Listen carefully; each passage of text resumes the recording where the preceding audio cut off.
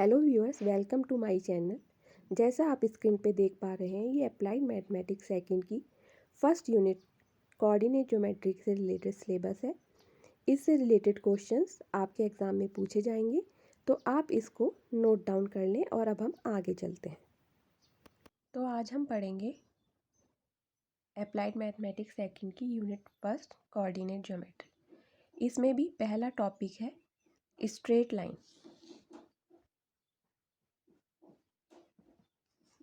Straight lines, जिसे हिंदी में कहते हैं सरल रेखा। तो स्ट्रेट लाइन में क्या होगा, आपको क्वेश्चन पूछा जाएगा तो standard various type of equations of straight line जो वेरियस फॉर्म में होंगी। तो इन सबको पढ़ने से पहले हम सबसे पहले स्ट्रेट लाइन में फर्स्ट टॉपिक पढ़ेंगे स्लोप। इसे हिंदी में कहते हैं ढाल। अब स्ट्रेट लाइन में स्लोप का मतलब क्या होता है, तो देखो कोऑर्डिनेट ज्योमेट्री में एक्स एक्सिस और वाई एक्सिस होती है। अब कोई भी एक स्ट्रेट लाइन हो सकती है, जैसे मैंने यहाँ ये ड्रॉ की। तो किसी भी स्ट्रेट लाइन का ढाल या स्लोप क्या होता है कि एक्स एक्सिस से एंटी क्लॉकवाइज डायरेक्शन में जो एंगल थीटा होता है, ठीक है, जो एंगल बनता है, प्लस एक्स एक्सिस से एंटी क्लॉकवाइज डायरेक्शन में जो लाइन एंगल बनाती है, उसकी tan वैल्यू को, that is m equals to tan theta, उस लाइन का स्लोप कहते हैं। जहाँ पे m क्या रिप्रेजेंट करता है, स्लोप ऑफ स्ट्रेट लाइन। तो इस स्लोप के दो फॉर्मूले होते हैं। फर्स्ट हो गया m equals to tan theta. अगर आपको थीटा गिवन है कि प्लस एक्स एक्सिस से हमारी गिवन लाइन थीटा एंगल बनाती है, तो स्लोप m tan थीटा होगा। कई बार क्या होता है, हमारे पास दो पॉइंट गिवन होते हैं। दो पॉइंट कौन से गिवन होंगे, जो उस लाइन के ऊपर होंगे। जैसे ये लाइन है, मान लीजिए इस पे P1 पॉइंट है और ये P2 पॉइंट है। आपके पास दो पॉइंट गिवन है, तब आपसे स्लोप पूछा, तब स्लोप का फॉर्मूला होता है y2 minus y1 upon x2 minus x1। इन दो फॉर्मूलों से हम स्ट्रेट लाइन का स्लोप निकाल सकते हैं। तो ये दो फॉर्मूले आपको याद होने चाहिए। इसके बाद अब हम चलते हैं various form of straight line. तो हमारा नेक्स्ट टॉपिक स्ट्रेट लाइन में है various form of straight line या लाइंस। तो इसमें सबसे पहला जो फॉर्म आती है वो होगी जब आपको एक लाइन पे पॉइंट दिया होगा और स्लोप दिया होगा। स्लोप अब आपको क्लियर है कि उस लाइन का ढाल दिया होगा, तब इक्वेशन ऑफ स्ट्रेट लाइन क्या होगी, तो उसी स्ट्रेट लाइन को हम कह देते हैं पॉइंट स्लोप फॉर्म। तो जैसा क्लियर है, आपको स्ट्रेट लाइन का एक पॉइंट दिया होगा और एक स्लोप दिया होगा। तो मान लेते हैं हम कि हमारा पॉइंट जनरली x1 y1 है और स्लोप है m।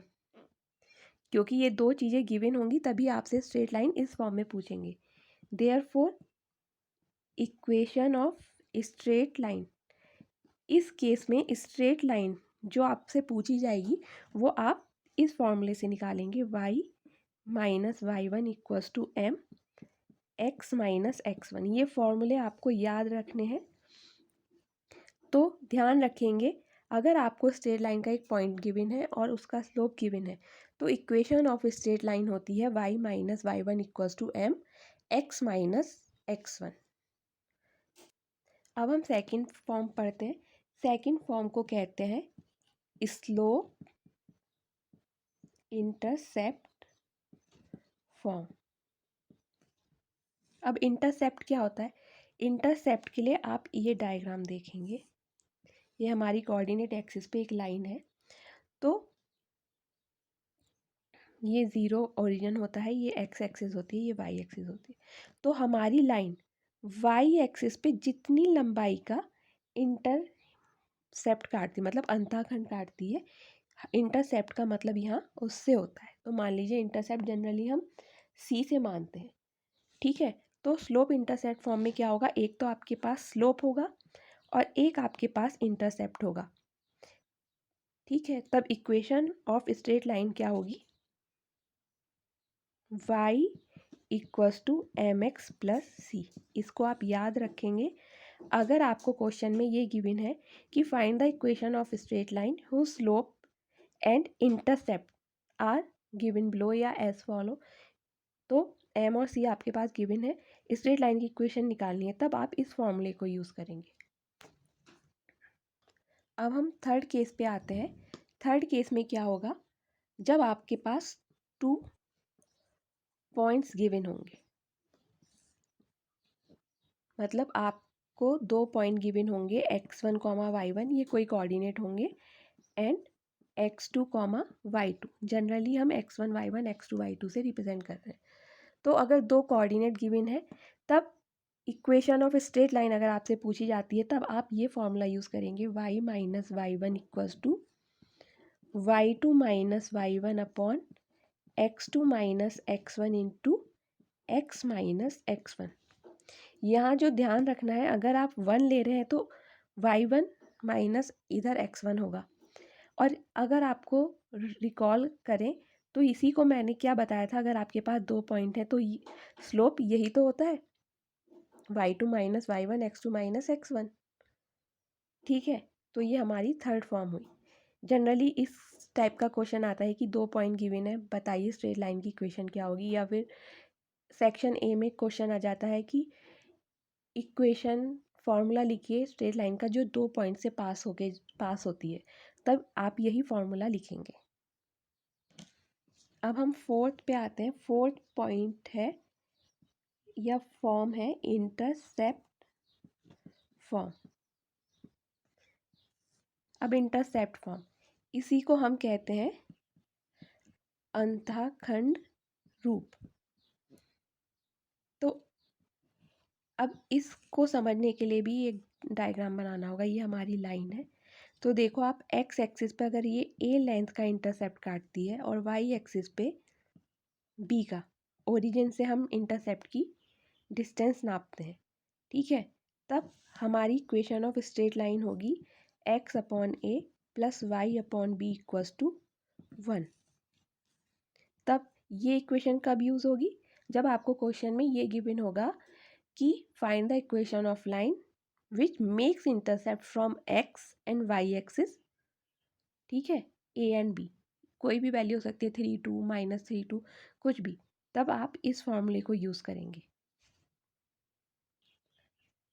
अब एक लास्ट फॉर्म और रह गई है, इस फॉर्म को कहते हैं नॉर्मल फॉर्म, और हिंदी में इसको कहते हैं अभिलंब रूप। अब इस इक्वेशन, अगर आपको इस फॉर्म में इक्वेशन लिखनी है, तब इक्वेशन होती है x cos alpha plus y sin alpha equals to p। अब ये एल्फा और p क्या होते हैं, इसे हम डायग्राम से समझेंगे। तो याद रखेंगे, नॉर्मल फॉर्म में आपको क्या क्या दिया होगा, एल्फा और p दिए होंगे। एल्फा क्या कहलाता है, आप इस डायग्राम से समझिए, ये आपकी लाइन है, ठीक है। तो ओरिजिन से जो हमारी लाइन है जिसकी हमें इक्वेशन पूछी है, अगर हम ओरिजिन से उस लाइन पे एक परपेंडिकुलर ड्रॉ करें, और मान लिया ये परपेंडिकुलर जो है इस लाइन को किस पॉइंट पे इंटरसेक्ट करता है, पी पे, और ये परपेंडिकुलर है तो ये एंगल 90 डिग्री होगा। तब आप देखिए, जो परपेंडिकुलर ओपी है इस लाइन पे, ये एक्स एक्सिस से जितना एंगल बनाएगा पॉजिटिव एक्स एक्सिस से, ठीक है, निगेटिव से नहीं, पॉजिटिव एक्स एक्सिस से ये एंटी क्लॉकवाइज में जितना एंगल बनाएगा वो अल्फा गिवन होगा आपको। और ओपी, ये जो ओपी है इसकी डिस्टेंस होगी पी, जो यहाँ पी यूज़ है।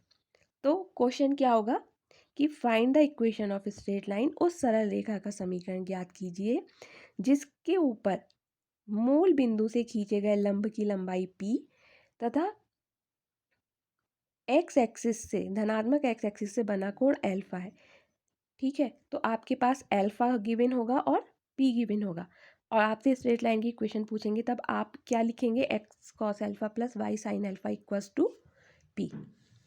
अब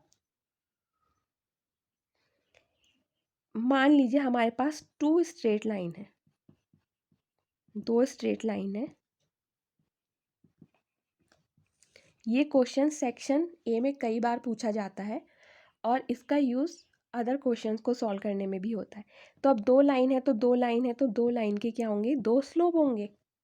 ठीक है, अब अगर ये दोनों लाइन आपस में क्या है, परपेंडिकुलर। परपेंडिकुलर का मतलब क्या होता है,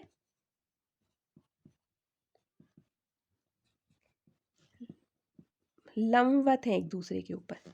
यानी मान लीजिए आपकी एक लाइन ये है तो दूसरी लाइन क्या होगी, ये L1 लाइन है, ये L2, तो दोनों एक दूसरे को इंटरसेक्ट कैसे करेंगी, 90 डिग्री पे, जहाँ से भी आप देखें 90 डिग्री, तो परपेंडिकुलर फॉर्म हुई।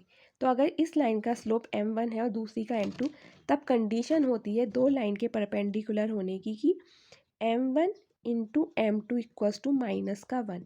ये आप याद रखेंगे, सेक्शन ए में कई बार क्वेश्चन पूछा जाता है कि अगर दो लाइन स्ट्रेट जो है वो आपस में परपेंडिकुलर है तो उनके स्लोप में क्या रिलेशन होगा या क्या कंडीशन होगी, तो उन दोनों स्लोप की मल्टीप्लाई -1 की इक्वल होगी। इसी तरीके से एक कंडीशन होती है पैरेलल की। अगर दो स्ट्रेट लाइन पैरेलल है तो पैरेलल कैसे होती है, अगर आपकी एक लाइन ये है तो दूसरी लाइन इस फॉर्म में बनेगी, पैरेलल जिनके बीच की डिस्टेंस हमेशा सेम रहेगी और वो कभी भी एक दूसरे को इंटरसेक्ट नहीं करेंगे। तब अगर इसका स्लोप m1 है, इसका स्लोप m2 है, तब कंडीशन होती है कि m1 इक्वल्स टू m2 होता है। ठीक है, इसे आप याद रखेंगे। ज़्यादा डिटेल में हम इसलिए नहीं जा रहे हैं क्योंकि अब टाइम कम है, तो जो मेन है आप उसको याद रखें कि परपेंडिकुलर है तो m1 m2 -1 और पैरेलल है तो कंडीशन होगी m1 इक्वल्स टू m2।